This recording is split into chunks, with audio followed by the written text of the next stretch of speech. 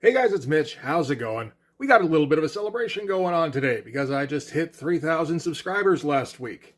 I saw it coming up and it was like, oh, okay, well, I've got a little bit of time to put something together there.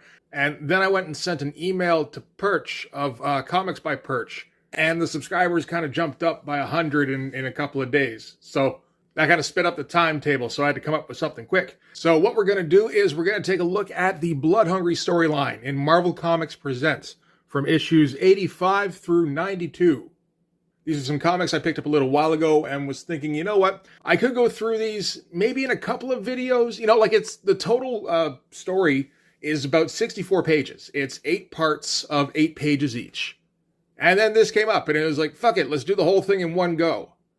So yeah, this will be today's video. This coming Sunday at 11 a.m. Pacific. I'll also be doing a live stream. It's the usual live stream, but I'll be doing the redone cover for Blood Force #1 because I've been drawing this thing so long now that I'm a little uncomfortable with the idea of just putting the first issue up as it is. I'm still waffling on whether or not I'm going to redraw large portions of the comic. Definitely a new cover though, so that's coming up on this weekend. So let's get started here. Marvel Comics Presents, of course, was an anthology book that came out primarily in the late 80s and early 90s. And it kind of served a few purposes. On the one hand, they could spotlight characters that hadn't been popping up much recently. Or maybe they're on a team book and it's tough to get that particular character a whole lot of time. There were certain members of the X-Men who would often get a multi-part storyline that would focus solely on them. I know Colossus and Cyclops at least had stories based on them. And of course, there's Wolverine. Wolverine was in most of the issues of Marvel Comics Presents, to the point where it became, okay, let's see somebody's take on Wolverine for like, I don't know, 16, 24 pages. The other main thing it did was it provided a forum for, two kinds of talent. One was budding talent, so guys who wanted to get into the business and were starting to figure out how to do this drawing thing, but they needed to get some reps in. They needed to get some pages down and into print, and they needed to kind of work in the Marvel environment, getting advice from the other artists in there in kind of a practical setting. The other thing it was good for was for giving work to guys who didn't work very well on a monthly schedule. Because Marvel Comics Presents stories were almost outside of the Marvel timeline. They were generally standalone stories that didn't have anything to do with current continuity. So you get a guy who maybe took too long on a page, and you go, okay, here's 16 pages, here's 32 pages, whatever. Finish this at your own pace. You know, like try to do it quickly. You know, get them in when you can. And then when we've got them, that's when we'll run them.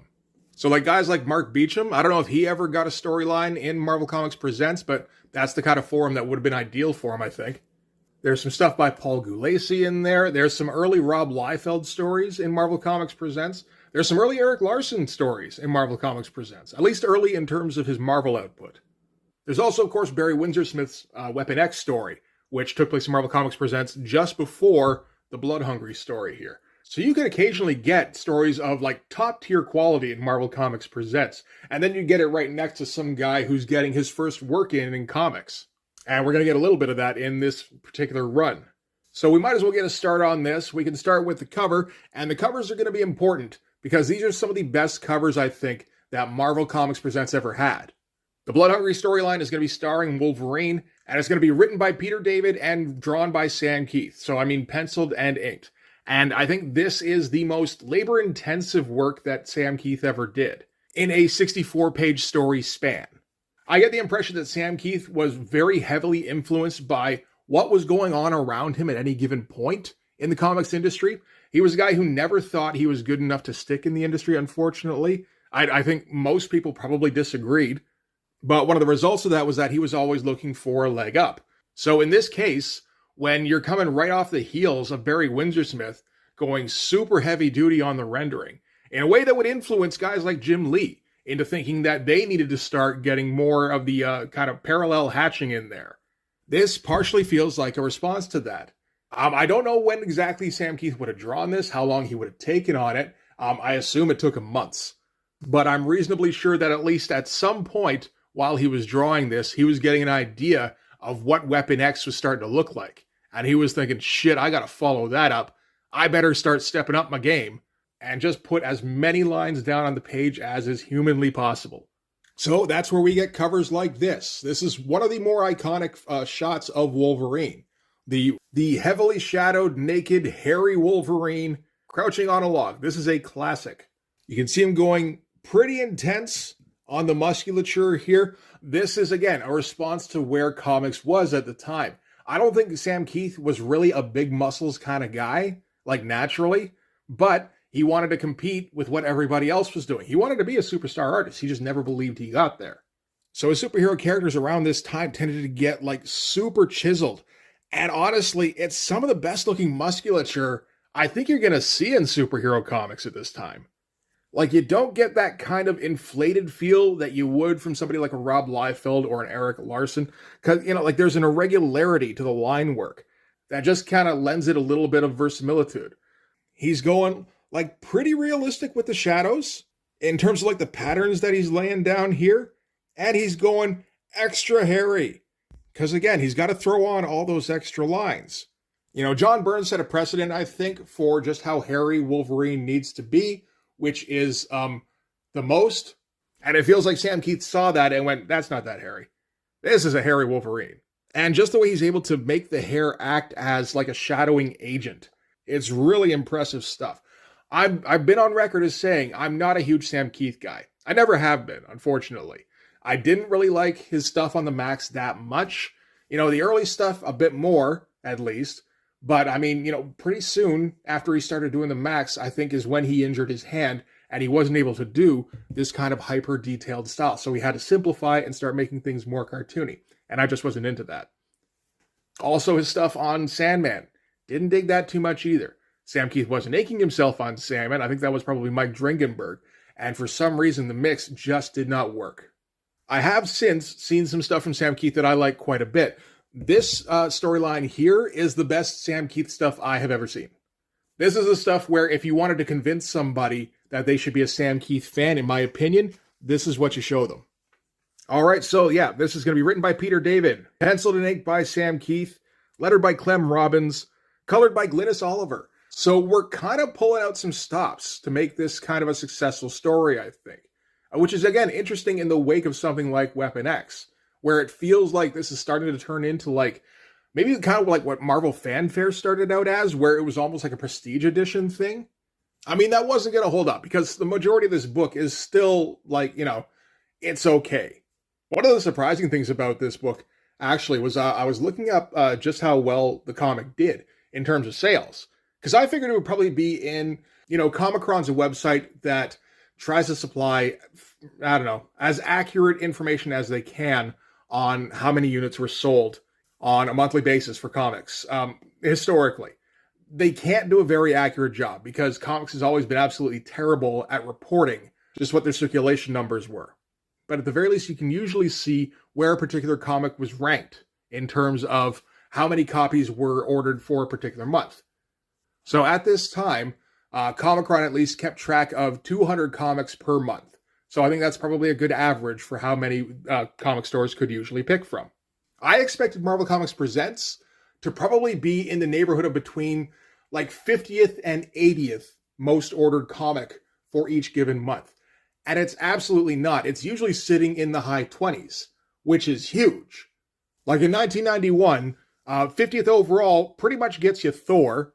So, you know, a long-standing comic that never has been a particularly good seller. 80th overall gets you Alpha Flight, which maybe sold well in the early days when John Byrne was writing and drawing it, but in 1991, that comic's at number 77, and yeah, no, it ain't selling too well anymore.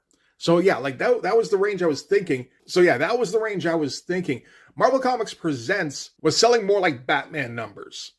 It beats Incredible Hulk, it beats Daredevil, it beats every Spider-Man title that isn't Amazing Spider-Man. And this is at, I mean, like number 85. You know, it doesn't have that new car smell anymore. And I just kind of realized, you know what, this could still be leftovers from Weapon X, because I'm sure Weapon X created a massive amount of buzz. So I checked it out a year and a half before this, and Marvel Comics is still getting ordered in around the 30 spot. And remember, this is bi-weekly, so I mean, like, Marvel Comics Presents, I guess, was like kind of a huge cash cow for Marvel, which is, again, surprising. I would not have expected that. All right, so this particular storyline, we're going to start off on a freighter somewhere. And we've got some guy here who we don't recognize, but he's certainly the most Sam Kieth character I think I've ever seen. Big, shapeless, kind of stumpy dude with a floppy, wide-brimmed hat and way too much shadow going on. So this guy is waiting to get into Madripoor, which is, of course, the made-up place where Wolverine likes to hang out. And while he's waiting to get there, he's playing some poker with the captain, I suppose.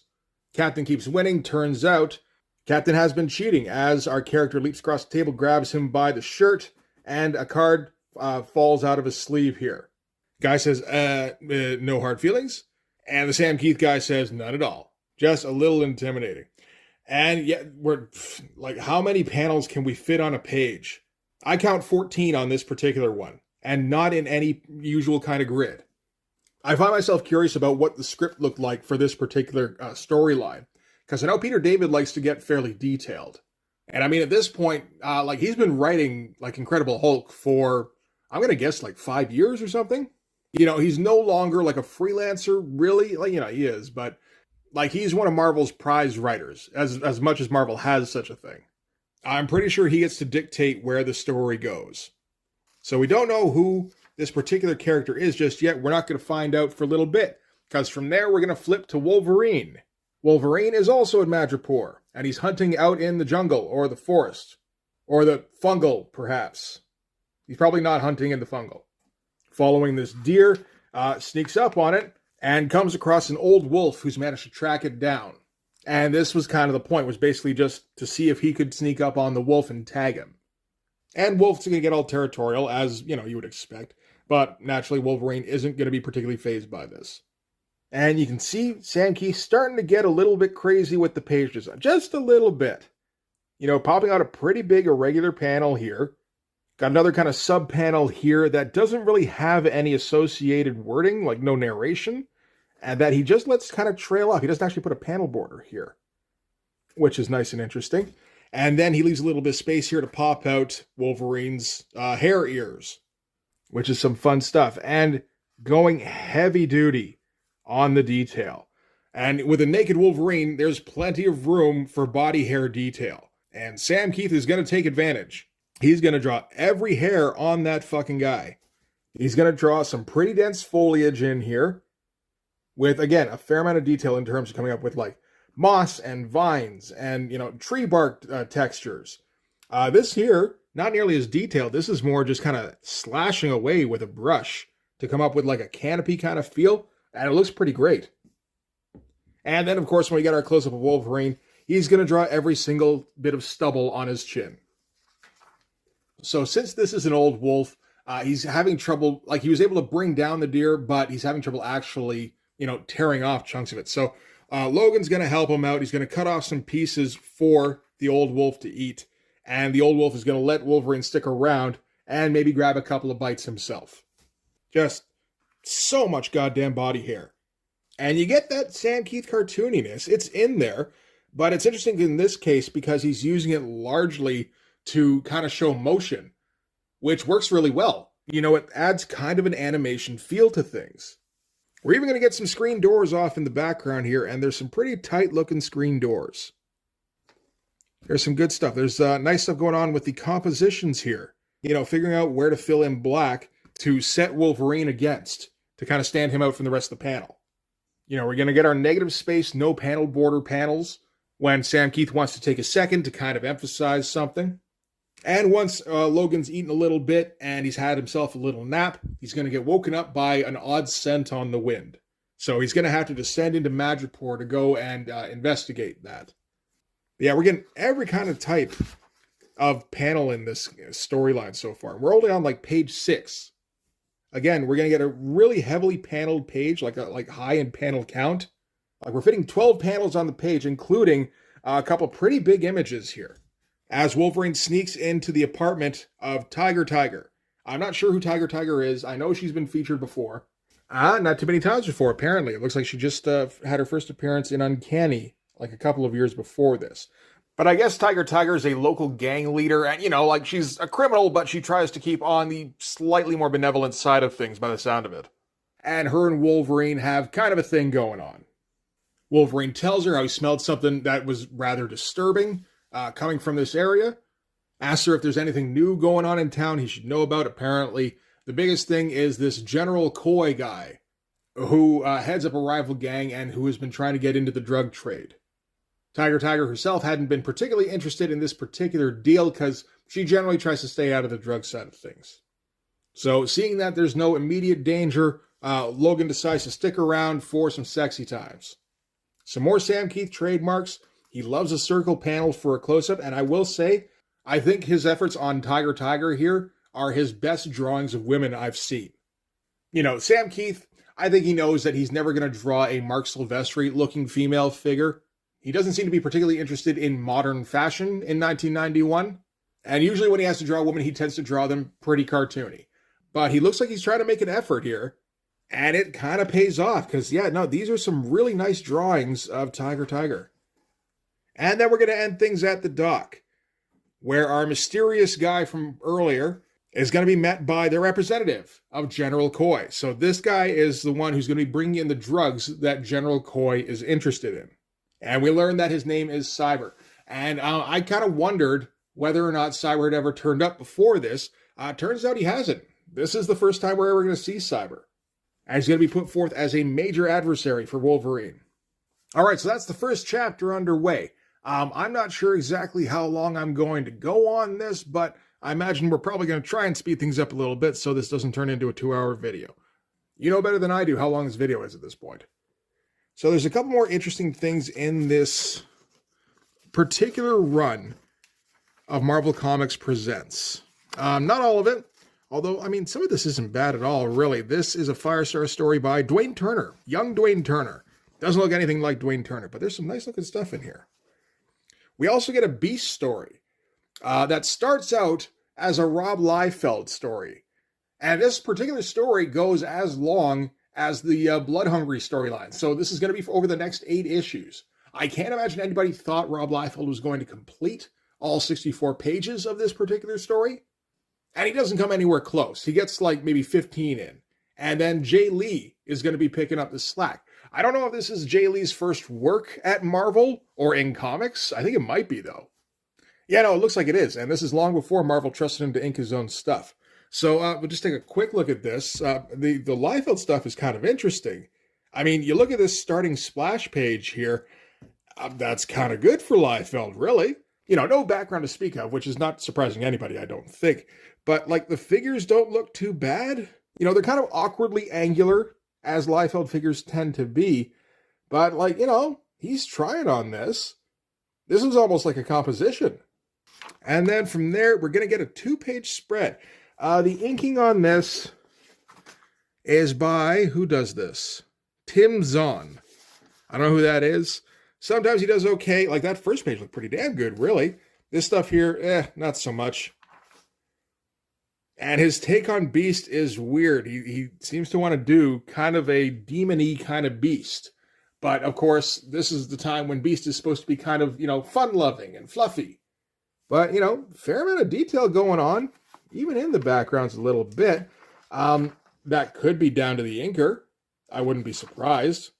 This is a Jay Lee, in case you couldn't tell. I think you probably could. Rest of this, though, is all Rob. You know, again, he's doing 2-page spreads. He does a couple in this particular, just in this chapter, I think. But, like, I think this is the X-Factor ship flying over the harbor here.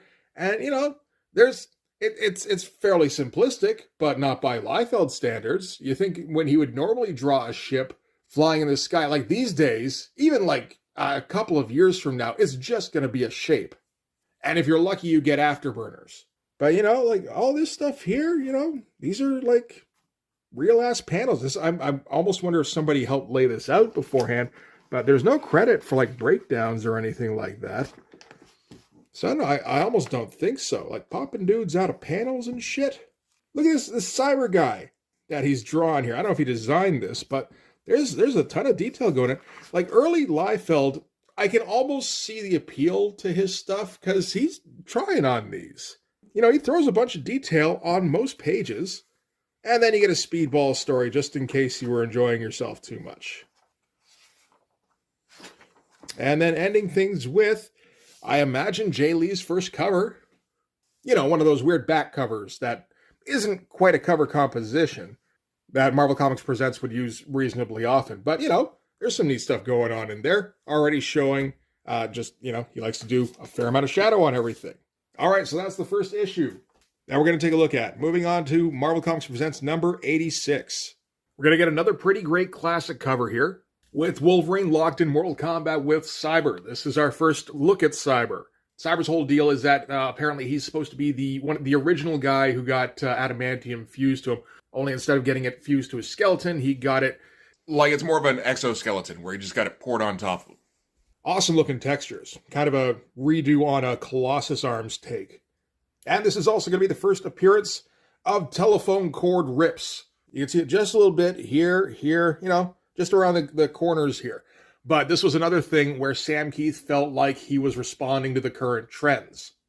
Sure with battle damage, but also just trying to find a new way to get more noodling on the page. This is kind of a response to Todd McFarlane's Spider-Man webbing. All right, so we're going to start things off. Wolverine's decided to check in on this General Koi guy, and he's going to do it by climbing up the wall of the building that he's in. Again, awesome amount of detail. He's starting to work the tendons into the neck, like Dale Keown. Bunch of folds in and around the mask, and then a huge thick line for an outline. That's cool. Oh, the flexing he's getting into the forearm here when he's bringing himself up. That's great looking stuff. I wonder if he had anything to do with the lettering. Not throughout. This is another one that's lettered by Clem Robbins, but I would imagine this page at least. Yeah, he probably did these shunked sound effects. And all sorts of noodly little details in this little front piece thing. Skulls and feathers. It's kind of a thing for Sam Kieth, eh? It's an awesome looking start to the book. So inside General Koi's, I guess pavilion, something like that. General Koi is finally going to take his meeting with Cyber. He introduces himself, says, "Greetings, sir, I am Koi." Cyber says, "I myself am painfully shy," because this is a Peter David story. One thing you can always count on is that Peter David is going to set up just a ton of puns throughout his stories. So they're about to have their meeting when all of a sudden Cyber detects something that he wasn't expecting. We're going to cut then back to Wolverine, still scaling the building, and then cut to a flashback of him talking to Tiger, where she makes her request. So this is going to be more of a kind of filling in backstory kind of installment. Again, tons and tons of detail. So many little fine lines for stubble that it just all bleeds together. Same with the arm hair down here. Crazy amount of tiny little panels in all sorts of weird little shapes. This is such a great shot. Just the lighting, the detail on the palm fronds in the front here. All right, inside General Koi's headquarters, Wolverine's sneaking around, just trying to find out what exactly is going on. Inside Koi's office, Cyber's telling Koi about how he has certain psionic talents, and he says he's picked up some rather interesting brain patterns.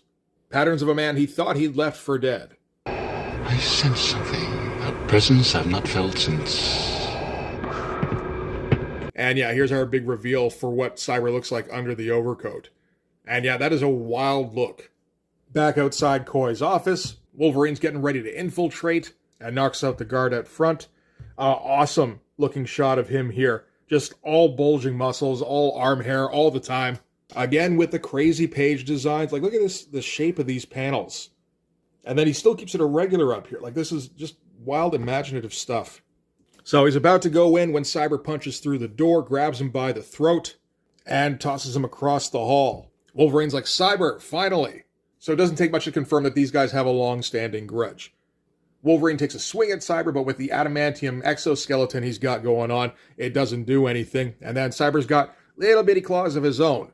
But, Logan doesn't have an exoskeleton, so slashes him once, and that pretty much guts him. More insane page designs. I can't imagine even thinking of this with, this weird shape for just, this triptych of panels here. And then just a little pattern in the background, with some negative space, no panel border panels. So, Wolverine's leaking, trying to hold his guts in with, red blood and everything. Cyber's still ready to go. Wolverine's like, "I think I've had enough," and he goes and runs away, runs out the window. And Cyber's going to watch him go. So that's different. I mean, I don't think anybody's ever seen Wolverine, retreat before. I almost think that's, the point of the story. Maybe that was the kernel of the idea that Peter David kind of grew this out of. More Dwayne Turner Firestar. Again, doesn't look bad. It just looks weird for a guy like Dwayne Turner. More of Rob Liefeld drawing Beast. Didn't try nearly so hard on this splash page as he did on the last one. There's an interesting time to be doing a Marvel Comics Presents storyline, because this is in between New Mutants number 100 and X-Force number 1. So I don't know who thought it was a good idea to try and get Rob doing one of these things. Like, he only had, like 12, 15 pages in him, and then he's got to hand off to Jay Lee here. And I don't mind that he did. Oh, look, telephone cord panels. I've seen him do that once or twice. All right. Yeah, I think this is going to be pretty much the end of the Rob Liefeld pages for this story. I don't know, we'll see. And then something here at the end with Paladin. It's fine. Whatever. And then we get something that I don't think came up too often in Marvel Comics Presents, which is an alternate cover for one of the Marvel Comics Presents issues by Sam Kieth. And this, of course, would have been for Barry Windsor-Smith's Weapon X. So maybe before it was understood that Barry Windsor-Smith was going to be doing the covers for all of the Weapon X issues. But, this has got to be in contention for one of the best drawings Sam Kieth's ever produced. He's very much imitating the amount of detail, between the arm hair, between the hatching in the tube here, all the bubbles and everything. He's got some great lighting going on with, penumbras and everything. He's not just going pure black. It's a bit of a shame this was never used, but at the same time, we actually get to see it in black and white here, which is absolutely wild. And then a back cover by Marinette. I don't know who that is. Chris Marinette. Okay, doesn't look too bad at all. You get all sorts of weird stuff when you look at old Marvel Comics Presents. All right, so moving on to number 87. Another very cool cover. A very different feel from the last couple, too. Going for a lot of negative space. Got all them spaghetti telephone cords hanging off of them. And a whole bunch of detail poured into the background bits here. And that's good stuff. And you get inside and, it doesn't get any less detailed. But stuff like, showing the Sam Kieth alternate cover that never made it. Stuff like pairing him with Peter David and Glynis Oliver gives me the impression that somebody in the Marvel Comics Presents editorial room really liked Sam Kieth and wanted to showcase his stuff. So the guess there is that it would either be Terry Cavanaugh, who was the editor, or Mark Powers, who was the assistant editor. Probably not Tom DeFalco. I mean, I could have it completely backwards. But we're going to kick things off with Wolverine still affecting his escape. He's got his guts hanging out of him as he's just running, climbing up shit. Now, this is pretty much our cover, just from a different angle. And again, it's a crazy, splash page to start things off with. Super imaginative, a little counterintuitive coming from right to left. So your tendency is to actually read it that way, and then you go, oh, wait, no, it's probably going that way there. But it still looks great, and you do kind of want the right to left for something like retreating. So much arm hair. How much arm hair was drawn over the course of these issues? You got to wonder. All right, so we're starting off with Tiger, who's starting to get worried because usually, Logan goes to investigate these kind of things, and then it's not very long before he's back. Maybe he's a little bloodied up, but he's usually fine, and the other person, whoever he was investigating, usually isn't. And then she gets a knock of sorts as Cyber busts down the door. It says, "You weren't expecting me." And she says, "Yes and no. Tea?" And you get our pause panel here, and then Cyber goes, "Any Earl Grey?" Again, Peter David, he's going to get his jokes in regardless. But such a great looking page. This again, this is one of the best women Sam Kieth has ever drawn. He's really bearing down for this little storyline. He's not going to try for the super fashionable type of stuff, so he comes up with something that's a little bit more, 60s, 70s, which is a bit more his groove. Got the sleeves, got the stockings, got the huge friggin' orb thing here that doesn't play into this story whatsoever. This is just something Sam Kieth decided to throw in here, which looks absolutely incredible, and honestly makes me think about his work on Sandman. Because he'd do shit like this all over the place, and it never really looked all that great, and this feels like this is what that was supposed to look like. Meanwhile, off in the wilderness, Logan is just curled up in the fetal position, trying to hold his guts in. And he's trying to get through his fear about what he just saw. Cyber's like the one guy who absolutely terrifies Logan. And this little cat that I think was in General Coy's hideout seems to have followed him out, and he's also accompanied by the wolf that he helped out earlier. That's a great looking cat. That looks like it's probably from a photo. And no photocopies, we got to draw these from different angles, close-ups, and just kind of turning the camera all around. Sam Kieth doesn't have any problems doing photocopying, and he'll do it quite a few times, actually, over the course of the story. And then in other instances, he'll just go out of his way to give himself more work. It's crazy. You get the impression he'd pretty much destroyed his hand drawing this story. And on the upside, it's like, well, yeah, but then he produced this story, so is it kind of worth it? I guess it is if the story has a legacy, but I don't know if it really does. It definitely should, anyway. So we're going to dive into Logan's mind here as he slips into unconsciousness, as he travels back to the 50s, I guess. So we're getting an idea that this is probably Logan's history, although he tells us right off the bat, all I know for sure is that none of this ever happened.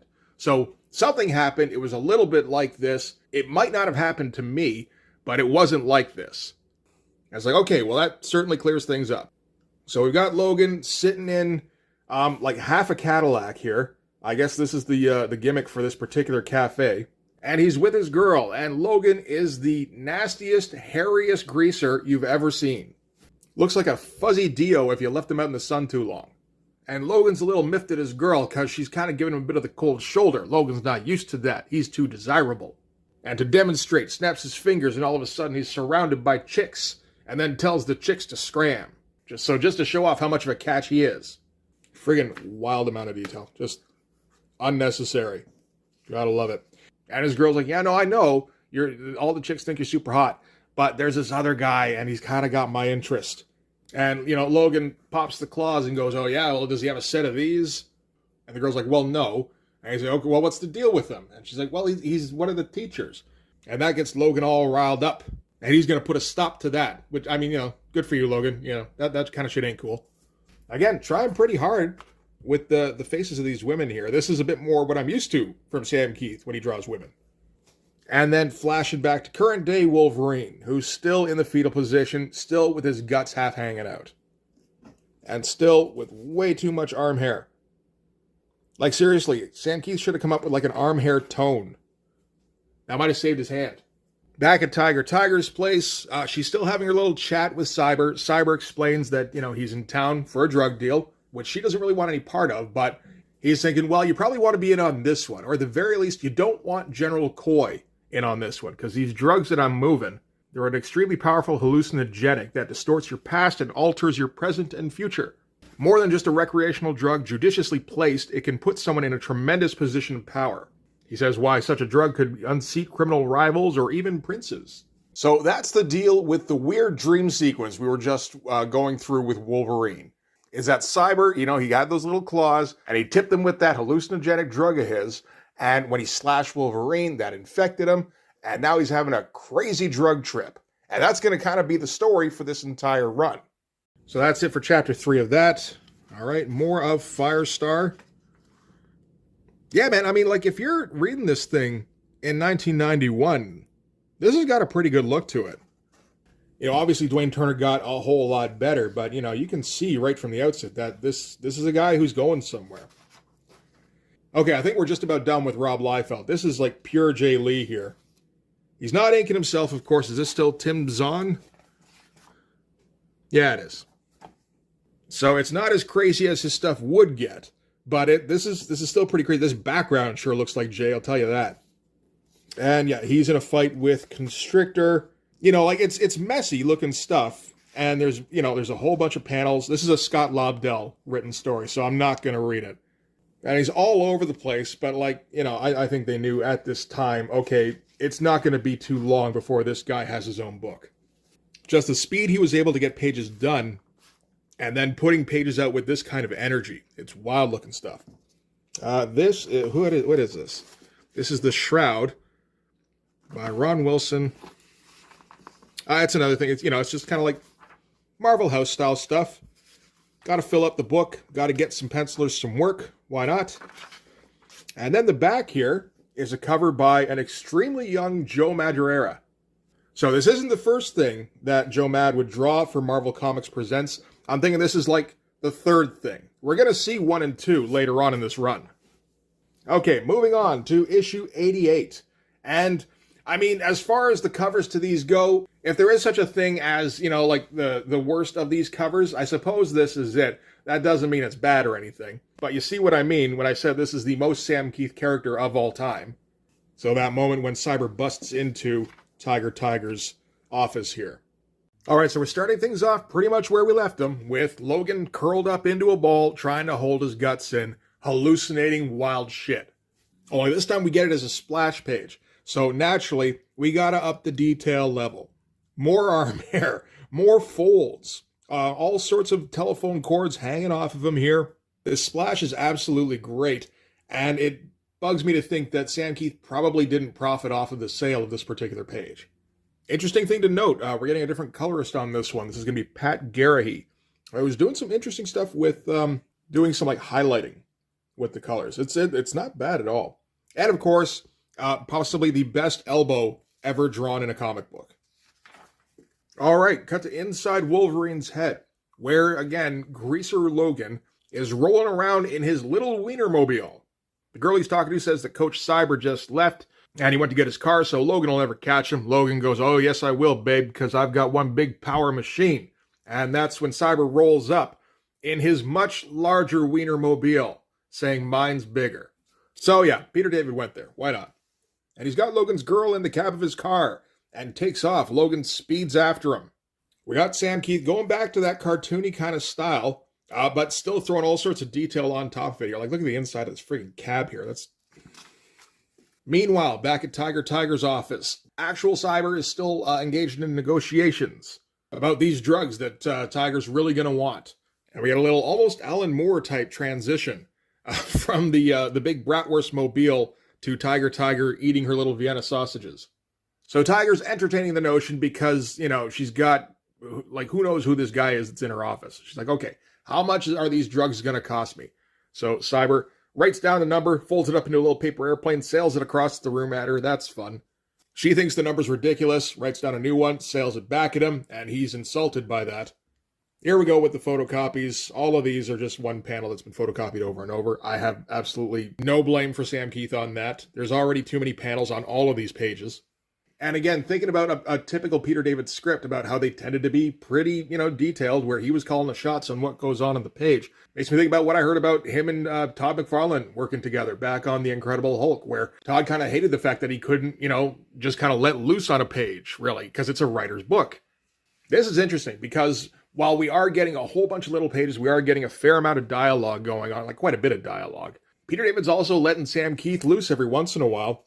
And I don't know if that's because, this isn't his book, or because maybe he learned a little bit from working with Todd. Who's to say? But that is a great looking hand.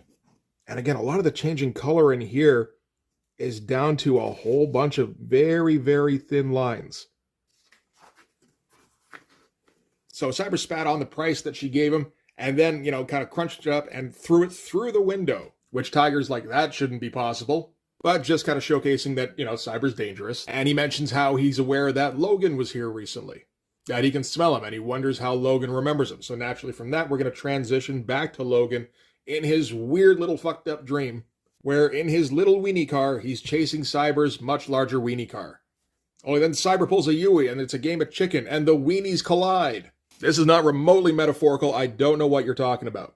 And then afterwards, Logan is left alone in the wreckage with his girl, who appears to be dead. All right, so then we're going to end things with Logan starting to wake up a little bit, trying to push himself up, still hallucinating heavily, and still not entirely holding his guts in. And he falls off the cliff that he had climbed up in the last issue, and falls right into a new hallucination, where Cyber is right in front of him. So Logan gets ready for battle. Crazy looking close-up. Like, I don't even know who this looks like particularly. It's not exactly Sam Kieth. But again, all the fine little lines on here, there's so many of them. And it makes it look so goddamn good. We also get a close-up on Cyber's arm down here, which looks fantastic, actually. Pretty thick outline around it here. And all sorts of tiny little hatching for the shines off the adamantium skin. All right, back to Jay Lee. Drawing more Beast stories. It's fun looking stuff. He's not, he's not superstar artist Jay Lee just yet. But that's why he's drawing in Marvel Comics Presents and not on Namor just yet.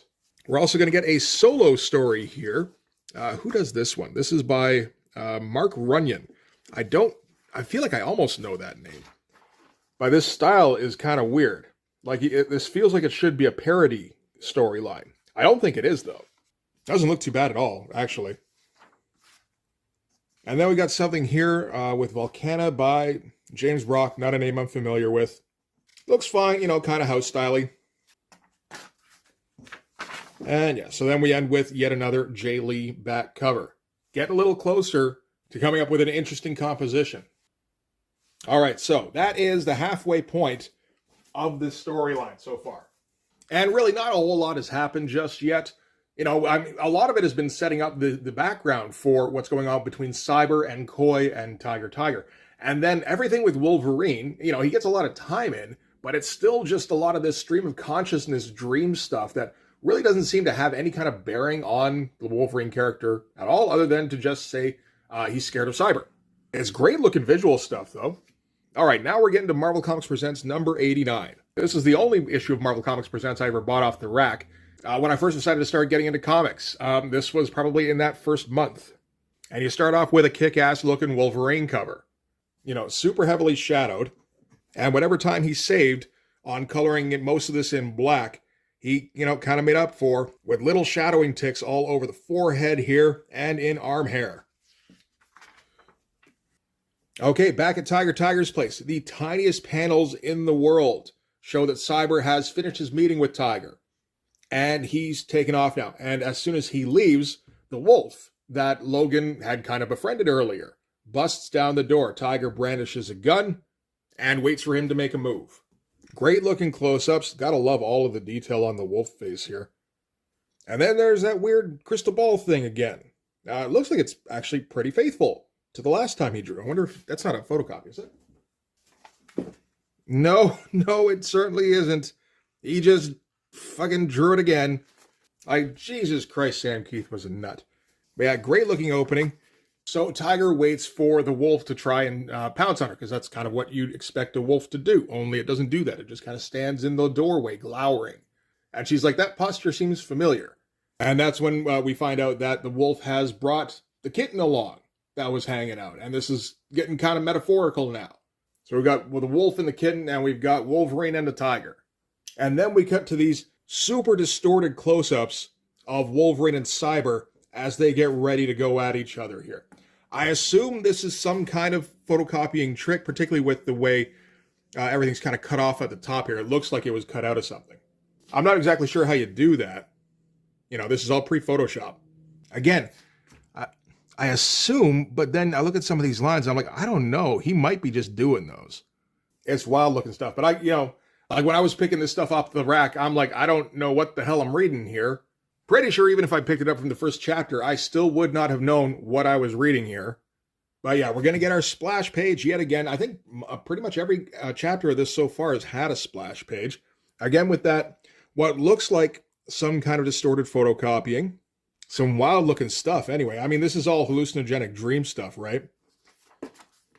As they just barrel through each other, all sorts of hack and slice sound effects that I'm almost sure Sam Kieth drew. No, and I think he misspelled snicked. We got a synced instead. Oh, sync. Yeah, he photocopied that too. Like I said, I got no problems with the photocopies. Not in this case, where it's obviously used as a time-saving thing, and he probably still spent way too much time. Like, he took that extra time, and he poured it into more arm hair. So they run into each other, just chopping, and get a little past each other, look back, and Logan starts just falling apart, just slips into a pile of cold cuts.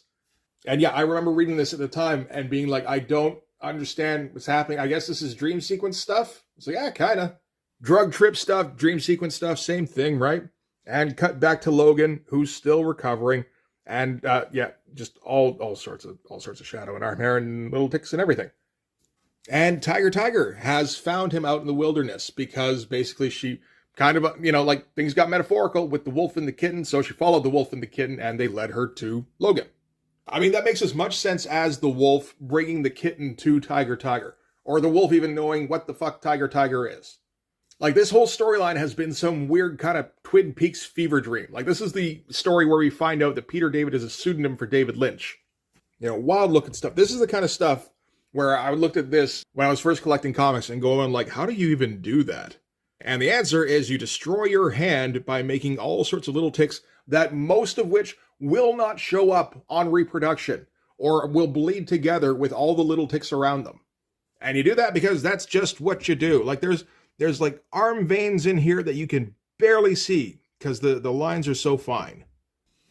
So while Tiger is, like ministering to him, Logan gets a sniff of her hand, realizes that she's been near Cyber, and that kind of drives him over the edge because, of course, he just came from this fever dream thing where Cyber stole his girl and then came at him in a giant metaphor. So Wolverine's up and about all of a sudden now. You piss Wolverine off, that kind of boosts up the healing factor, I guess. Because he naturally assumes that after sleeping with Wolverine, Cyber came along, beat Wolverine, so Tiger went and slept with Cyber. And he's just ready to kill her, and Tiger doesn't flinch. She's like, if you think that I would let a creature such as Cyber defile me, if that is your opinion of me, go ahead and do it. And he slowly kind of calms down and retracts the claws. And apologizes like, that's a panel, holy Christ. And yeah, slowly kind of eases back into being awake. This, all this stuff that I've just been thinking about, none of it was real. I got Tiger with me here. I got my wolf. I got my kitty. Cyber's out there somewhere, but things are still a hell of a lot better than I thought they were a minute ago. And I remember looking at this hand and being kind of in awe of this hand. It's like, I understand the texture he's going for. How is that possible? Like, not quite leather, more like kind of velvety. And just all the wrinkles in here that look like proper. Great looking shadows. That's an amazing looking hand. And then we're going to cut back to General Coy's office, where Cyber has returned. And he's reported to General Coy that the price that he offered is acceptable. So I guess we're left kind of thinking, so maybe Tiger didn't accept his terms? But that'll play itself out over the next couple of issues, naturally. More Jay Lee. Getting a little better, really. Like, some of these panels are pretty good. And he's, at the moment at least, not doing 30 panels per page, so that's a bit of an improvement. These are like the most Jay Lee looking things I think I've ever seen. Yeah, we're starting to get a little bit heavy on the panels again. Yeah, we got to write the end of the story, all the actual events happening. That's fair. Something with Spitfire. Oh, yeah, I remember this thing. These faces don't look bad. It doesn't really look like... okay, yeah, no. It's got kind of a house-style feel, but there's a bunch of detail in this. Who's doing this, anyway? Okay, this is Rita Fagiani. And these last couple of stories are actually going to be written by Dan Slott. I've never really read any of Dan Slott's stuff apart from this particular comic book. From what I understand, he's not great. This story, at least, is a lot of fun, though. So this is going to be a Mojo story, drawn by Joe Madureira. This is the second thing he ever drew for Marvel. So Joe Mad originally started at Marvel as an intern when he was 16 years old. He was still in high school. He drew 2 stories for Marvel Comics Presents, and this is the second of them. And this thing is... like, upsetting how good this is. Knowing that Joe Mad is probably like 18, 19 years old at this time. And in 1991, Joe Mad's primary influence is probably Art Adams. And then he gets to work on a Mojo story. How great is that? And yet, piling in all sorts of little lines and looks, it's not latter-day Joe Mad exactly, but this is a guy who can absolutely be the regular penciler on a comic book at this point. And probably be the regular penciler on like a pretty big comic book, assuming that he can keep up with the pace, which probably isn't the case at this time. But the whole deal with this story is that Mojo is pissed about his ratings falling, because that's the whole deal with Mojo World, right? So somebody suggested they should do a documentary. So what they're going to do is they're going to go to the X-Mansion, and Spiral is going to kind of make them all incorporeal and invisible so that they can film without, interrupting the wildlife. And it's just the X-Men lounging around. You got Beast reading, you got Storm gardening, Cyclops and Colossus cutting down some trees, and he's getting all despondent because this is nothing that his viewers will want to see. But then he starts hearing Wolverine's claws off in the distance. It's like, yes, that's where we need to go. Only it turns out that Wolverine is cutting up celery. And he's just about ready to end it all when Professor X announces that there's a Danger Room session, and holy fucking shit, Joe. This is like, okay, kid, show us what you can do.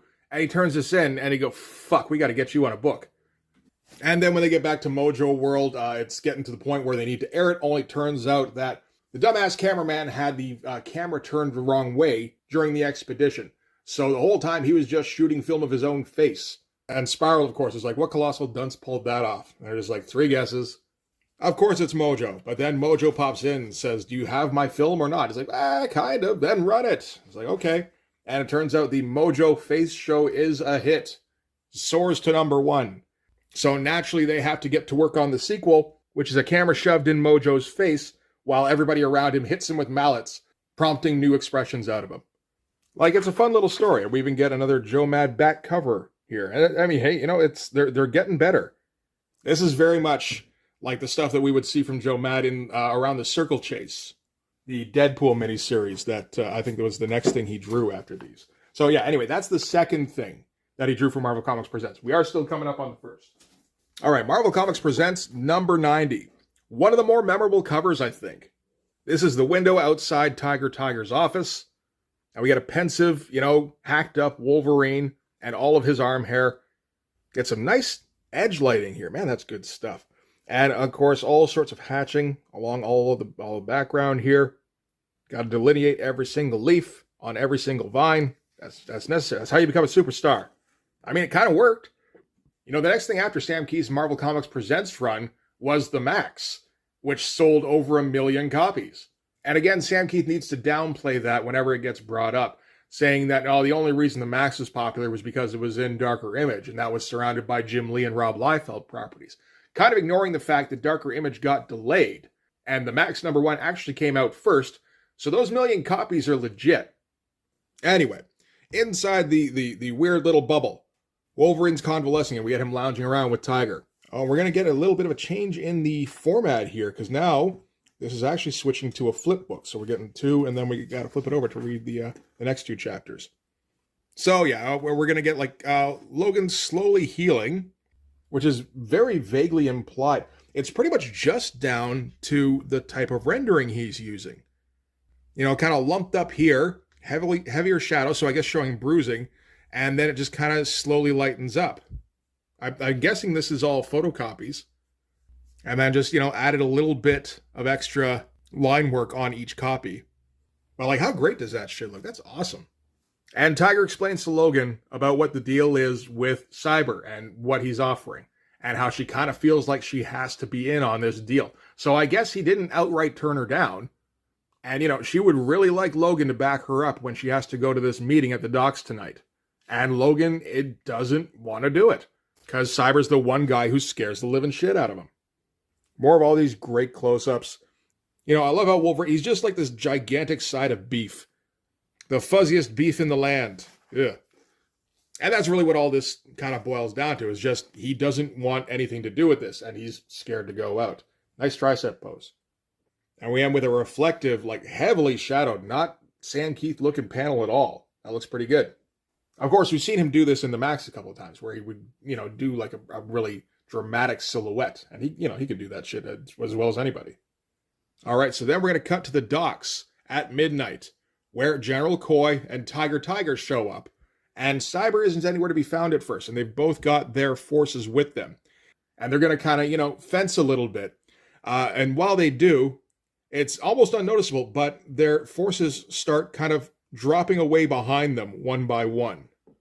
Until by the bottom here, it's just the 2 of them. And they're supposed to be these gang lords, right? And what happened naturally is that Cyber came and he took out all of their subordinates. So it turns out the plan is Cyber wants to set himself up in Madripoor. And he figured the way he would do that was he was going to wipe out the 2 major gangs there.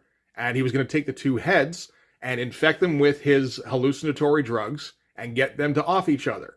But before he did that, he was going to get them both to bring an insane amount of money down to the docks so that he had some capital to start with.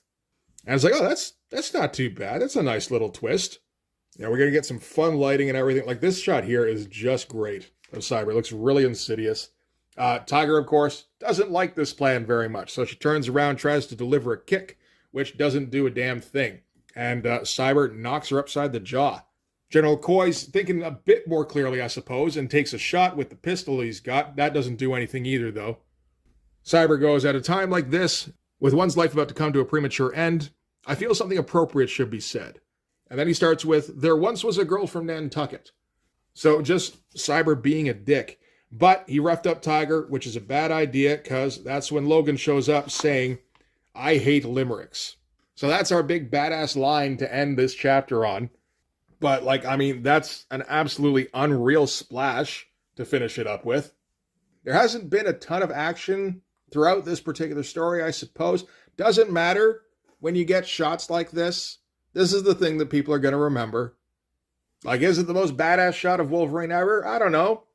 But it's not definitely no. God, that's good stuff. And then back to the Beast and Constrictor. That's a tough splash to compete with, man. I'm sorry you had to go through that. There's some really muddy color. Who's doing the coloring on this one? This is Mike Thomas. Yeah, I never liked the coloring on this particular storyline.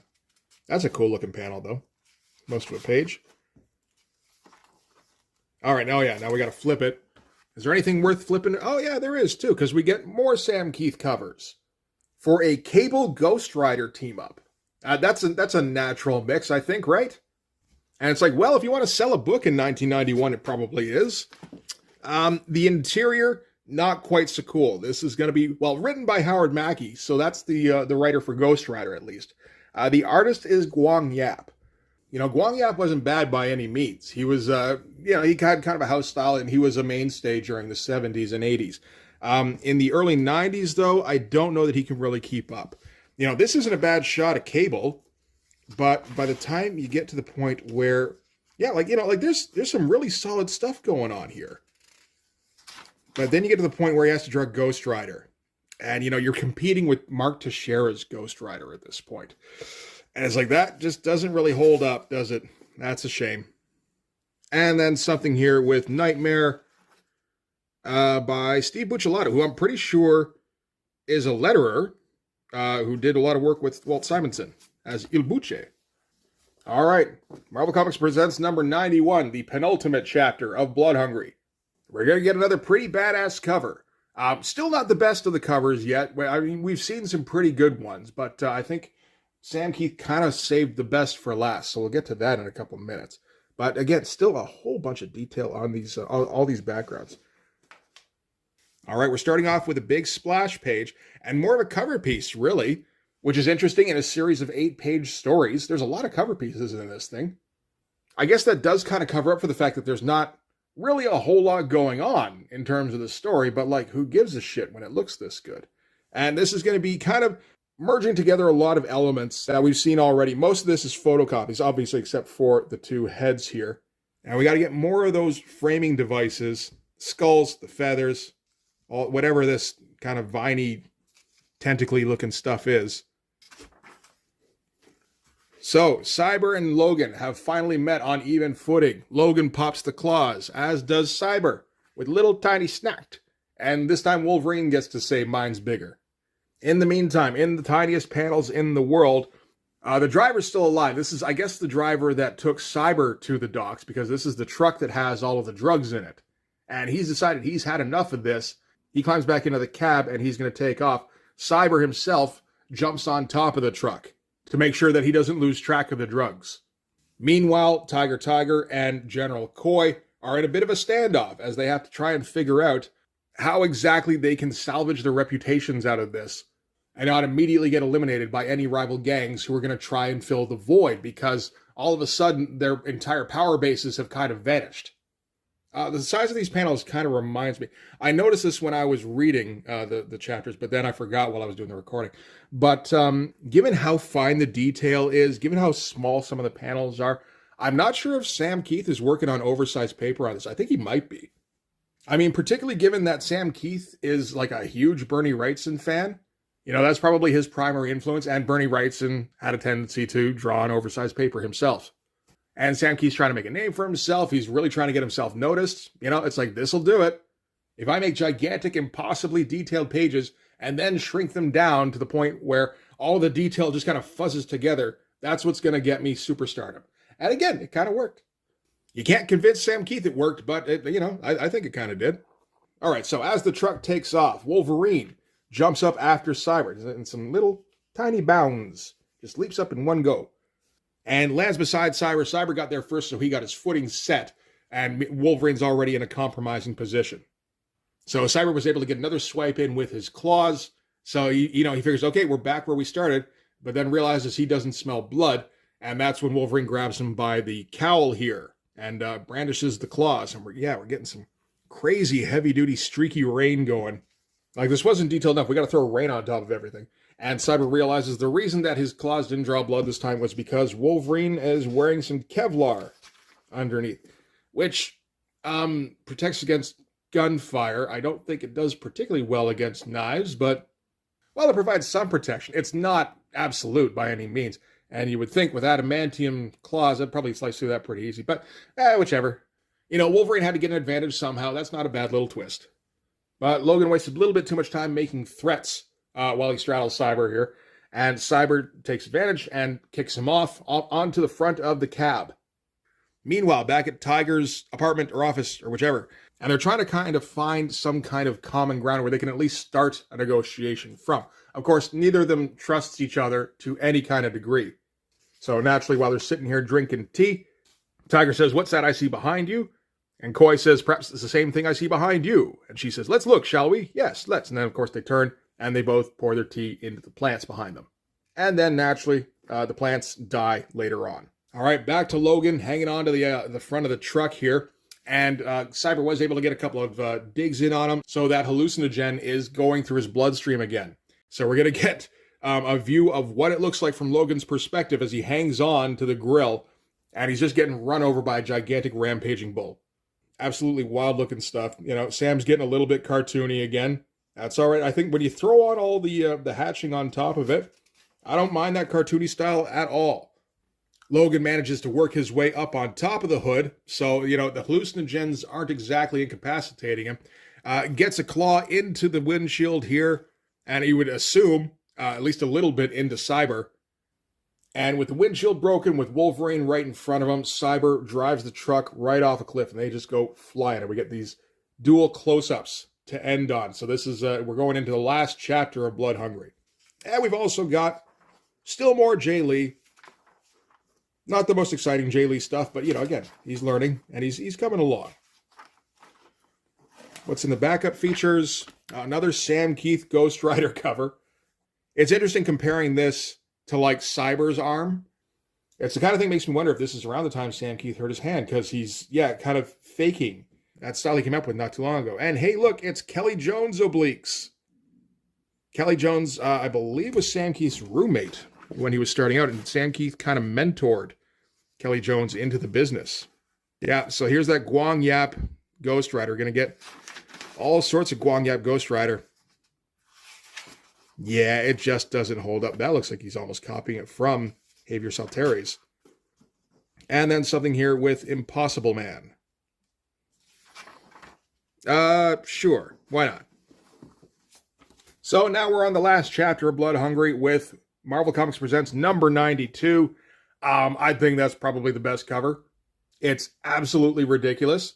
This is the most ridiculous musculature I think you're ever going to see Sam Kieth draw. We get all the telephone cords. This is Sam Kieth, like, "I heard you kids liked the webs." And it's like, "Yes, you heard correctly, Sam. Thank you so much for this." And hacking away at the title and that's absolutely fantastic. Again, I think if it's not one of the most iconic Wolverine drawings of all time, it should be. All right, so kicking things off, we're going to start with a ping pong game between Tiger and Coy. And, this is interesting because we're into, not just the last issue of this particular story. We're into the last 8 pages of this particular story. So more like the last third of an issue. So every page has to be used judiciously at this point in the story. And this is basically still a negotiation about how they're going to proceed going forward and still both retain some manner of respect. And at least at this point, they really haven't decided much of anything. This is actually, if anything, more of a reinforcing of the just kind of stalemate they're in. So, interesting page to start things off with. We're down to 7. So, Logan and Cyber have crashed the car, and they managed to both kind of get stuck in some nearby trees here. And Logan realizes he's up a tree with Cyber, and, the instincts start taking over, and he just starts running away again. He starts leaping to different branches. Cyber follows him onto the next branch. He leaps away again. Logan tries to take a swing, Cyber catches it, and just gets up in his face and starts taunting him. Because from his perspective, Logan can't really do anything. His claws won't pierce Cyber's hide. Cyber's claws, they're not going to get him in the midsection, but he can get him pretty much anywhere else. So he figures there's really no way for him to lose this thing. Meanwhile, over a nearby cliff, that wolf and the cat, they're both watching. And Cyber taunts Logan one more time by spitting on his face. And Logan replies by lunging forward and biting out Cyber's eye. It's not graphically stated or anything, it doesn't show anything. Really, you wouldn't know it other than the fact that, there's the big chomp sound effect, and then Cyber leaps away and you get Logan going, "Tue." And now Cyber's looking like he's the scared one. So Wolverine is finally in a position where he's at least on even footing. Kind of a wild twist. I don't know that you can really bite out somebody's eye, but I mean, why not? In this case, I guess. I know later that they go further into the history between Wolverine and Cyber, and I think there's a thing where Cyber was like Wolverine's drill instructor once or twice. And at one point, he did end up killing that girl, that Janet girl, that Wolverine was kind of fixated on. And he also ended up, cutting out Wolverine's eye, I guess. So this is kind of an eye for an eye, really. Although, of course, this is still Cyber's first appearance, so there's no history written into this. None of that has actually happened this time. This is just about getting on even ground. In fact, if you wanted to read into it a little bit, you could suggest that this whole story is about Wolverine getting emasculated. That's the point of his previous history with Cyber. From his little weedy car to his insecurity about Tiger, and now he's finally reasserting himself. Whole lot of blood for a Marvel comic that's going out on the newsstand, too. It's kind of cartoony blood, but I mean, there's been some blood throughout this whole thing. All right, Wolverine follows Cyber on to the next branch or tree. Tries to lunge at Cyber again, but Cyber's able to catch the claws, and his hand is all adamantiumed up as well, and he's holding them so tight that Wolverine can't retract them again. So, I mean, really at this point, he's still in a position where he should be able to win. Except that's when the wolf that was on that nearby cliff leaps onto the two of them and grabs onto the back of Cyber's neck. The cat was hanging on for dear life, and Logan's able to catch the cat and hang on to the tree, so that's all right. Again, we're getting a whole bunch of panels in here. We're having to cram in the action a little bit to get it all on the page here. Because, I mean, this is page 6. We've only got 3 more to go. All right, so the attack from the wolf knocks Cyber down off the tree. Cyber falls into the truck full of the drugs. And, Cyber, his entire exoskeleton is completely adamantiumized, but he's got a big gaping hole in his face now. And apparently the drugs start seeping into that. So he gets the psychotropic drugs directly to his brain, and I guess he sees the dead wolf. Wolf's dead now, unfortunately.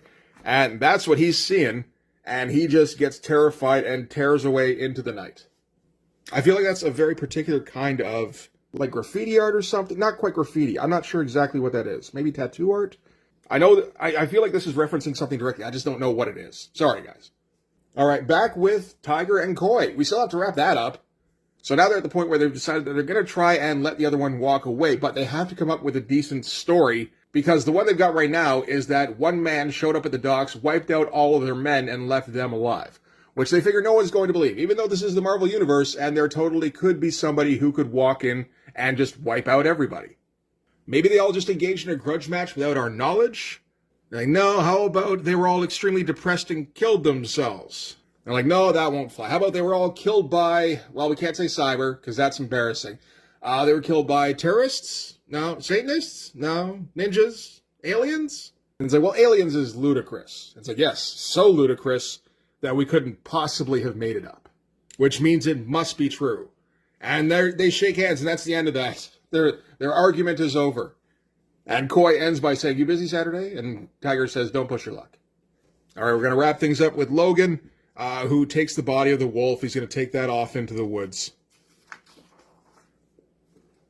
We get a final, really busted up looking Logan. Barely got any costume to speak of left on him. And, now that Tiger's wrapped things up with Koi, she wants to confirm with him that the stuff with Cyber is over, and he's able to tell her, yes, it is. And, gives her one last smooch here. And that's going to be the end of it. So kind of abrupt, but that's how Marvel Comics presents stories often are. You know, a lot of the details in this are either ridiculous or just don't really make the kind of sense that they're presented as actually making. But I'm okay with it in this case because it's fun and there's like a lot of crazy fucking art that looks like this. That's pretty sick. So that's it for Cyber at this time. We would see him pop up again pretty soon in the pages of X Factor when Peter David was doing his run there. I mean, this is a Peter David creation, so that makes some sense. And, you know, he's a cool looking villain. We've already kind of established a particular personality for him. You know, like he's overly aggressive. He likes his puns. He likes to kind of just mess around with people's heads. And I guess I'm a little bit surprised that the character didn't become a bit more prevalent because, I mean, just the start he got, like very strong start in this story. And, you know, some killer art by Sam Kieth. Then you move him over to X Factor where he's, you know, still being written by Peter David and he's being drawn by Larry Stroman now. I think the only problem with that particular story is it felt like it petered out. It didn't really get like a really definitive climax to that story. It feels like none of the Peter David stories on the original X Factor run really got any kind of payoff. Anyway, we're also wrapping up the Jay Lee B story. Still nothing particularly great here, but, you know, again, he's not inking himself. Like, you can see what this would look like if Jay Lee was inking himself, right? There'd just be spritz all over the fucking page. That thing would be a complete mess, and it would be awesome. That's okay. Just another couple of years, Jay. We got one more Sam Kieth cover with Ghost Rider and Cable, again, with that super cartoony style. Or detailed cartoony style. Oh no, Cable's stuck riding bitch with Ghost Rider. Ah, well, what can you do? And, you know, it's all solid stuff. It's just not exciting. And we're going to end with the first thing that Joe Madureira ever drew for Marvel Comics.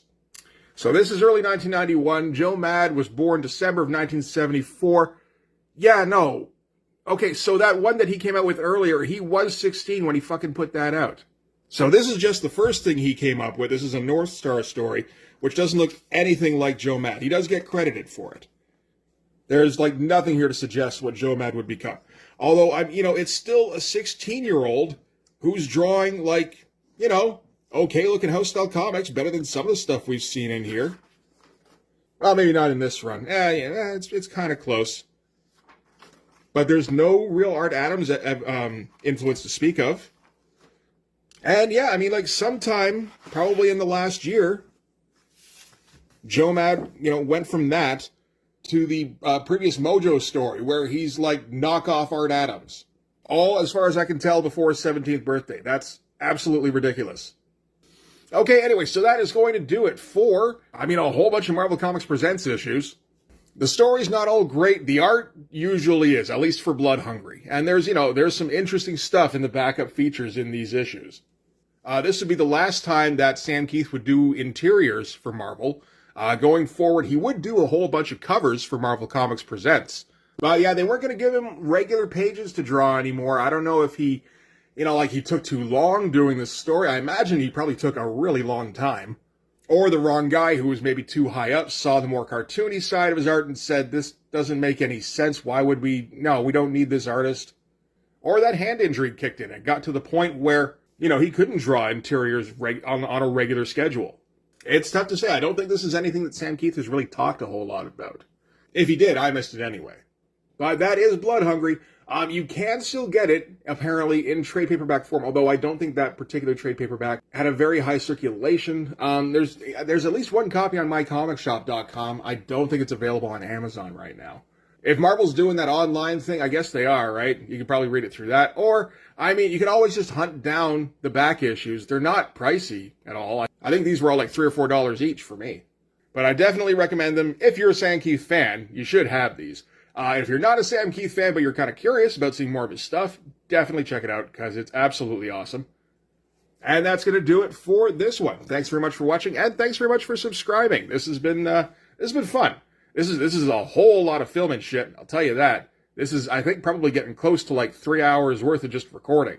And then I'm going to whittle it down to, I don't even know what this is going to turn out to be. Like 55 minutes would probably be my guess. Hopefully under an hour, but you never know. But, if you're still watching right now, God bless you, for one thing. And more to the point, thanks for watching these videos and listening to me ramble. I would do it anyway, but I do appreciate that some people will be like, I'll listen to that guy ramble for a little bit. That's, that warms my heart a little bit.